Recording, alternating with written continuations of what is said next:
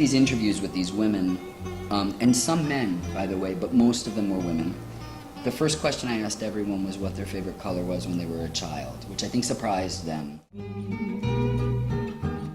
I really wanted people to go back in their head to when they were younger. And I wanted them to compare it as they were answering questions about what their dreams are today. Because if not, what happened is it's like people then immediately think they don't dream, but they actually do. Piensa en mí cuando sufras. In one of the interviews I said, you know, so take a second if you need to really just focus on what your dreams is, and she looks at me and says, no, I don't need to focus at all. She said, we moved around a lot when I was a kid as migrants, all over the south of the country.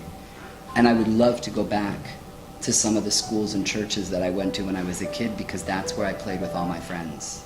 Something to make this armored-like feeling and then move that armor quickly. The great thing is that you work on, you have to work. I work abstractly, I don't work in a linear sense, and I very rarely work in any kind of linear narrative, even if there is a narrative, and whenever you're working abstractly, there's automatically narrative, for sure.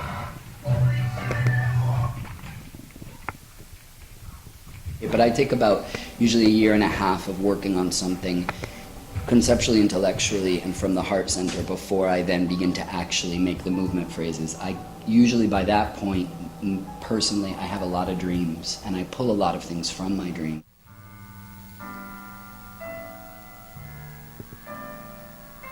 All I want to do is just sort of represent and document within my own poetic voice, using concert dance, which is my art form and my tools, or materials rather.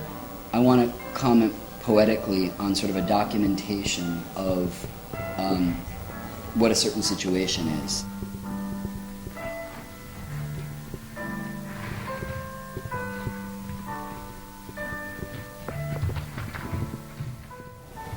As we know, you know, there are no borders for dreams. You can't, it's the one thing you can't control.